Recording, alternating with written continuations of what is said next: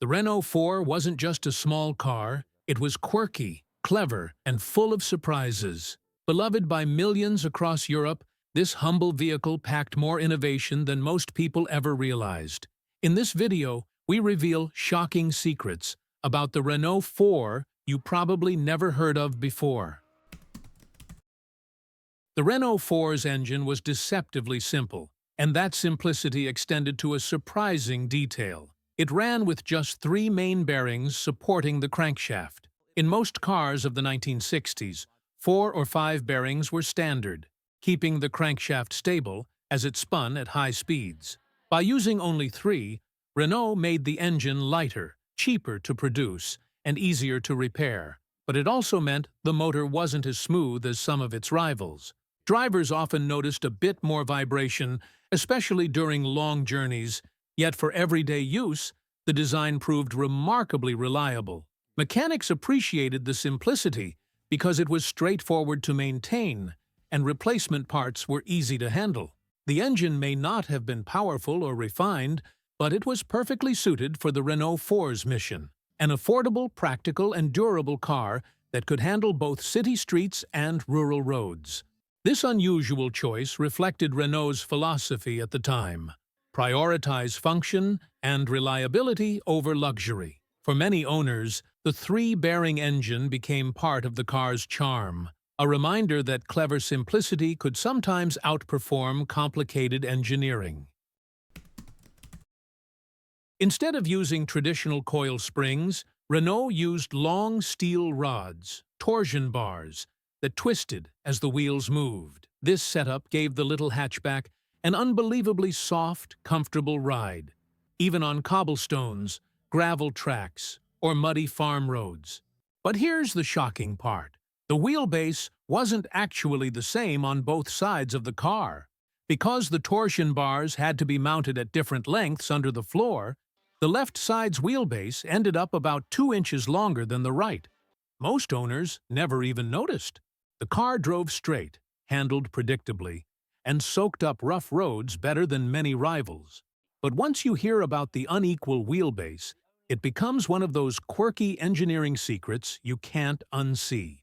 This unusual suspension was a perfect fit for the Renault 4's role as a car for everyone: farmers, students, city drivers, and families alike.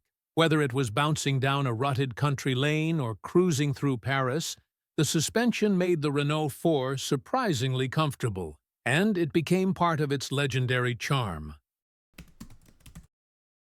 Imagine climbing into a car for the first time and spotting a gear lever that isn't on the floor at all, but sticking straight out of the dashboard like some odd household tool. That was the Renault 4's party trick, a long, thin rod capped with a little knob, instantly earning the nickname the umbrella handle. To outsiders, it looked ridiculous. Early reviewers dismissed it as a gimmick, too fragile and awkward for real-world driving. But anyone who actually drove the Renault 4 quickly discovered its hidden brilliance. Because the lever sat just inches from the steering wheel, you didn't have to reach down or lean forward. Gear changes became quick, easy, and surprisingly satisfying. Just a flick of the wrist, and you were in the next gear. This clever placement wasn't just about speed. By removing the gear stick from the floor, Renault created an entirely flat cabin. Suddenly, passengers could slide across the front bench seat without anything in the way. Families could load children, bags, or even bulky cargo through either door with no obstruction. What started out as a laughingstock turned into one of the Renault 4's most practical and charming features.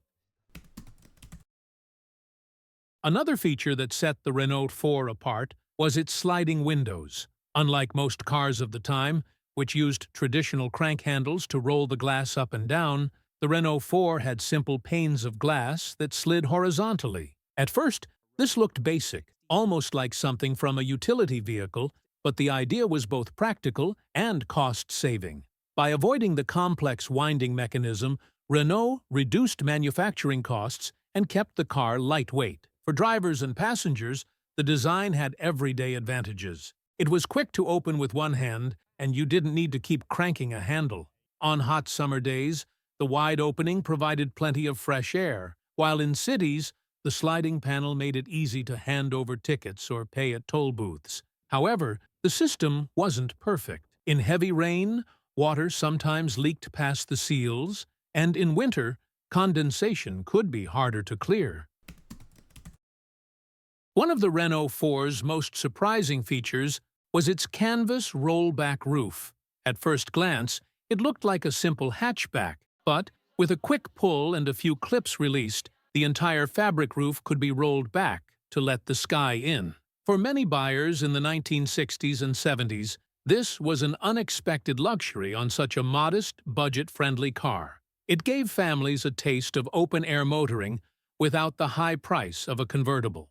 The roof wasn't only for fun. It had a very practical side. Need to load a tall cabinet, a bicycle, or even farming supplies? Owners could just open the roof and slide it in from above. The car transformed into a small utility vehicle in seconds. This clever design made the Renault 4 popular not only with city drivers, but also with rural communities who valued flexibility. While the Renault 4 is often remembered as a humble family car, it also had a surprising motorsport history. The small, lightweight vehicle participated in the grueling Paris-Dakar Rally, one of the toughest endurance races in the world. Competing in harsh desert conditions, rocky tracks, and long stretches of unpredictable terrain, the Renault 4 proved that its simple design could handle extreme challenges.